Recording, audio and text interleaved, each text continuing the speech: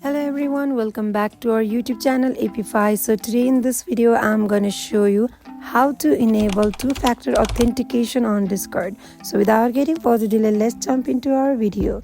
First of all, open up Discord app.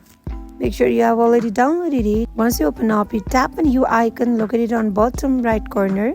Now tap on gear icon and tap on account. Next, scroll down. You will see enable authenticator app. Simply tap on it. Now enter your password. Once you are done, tap on OK button. Now you need to download Authenticator app or Google Authenticator.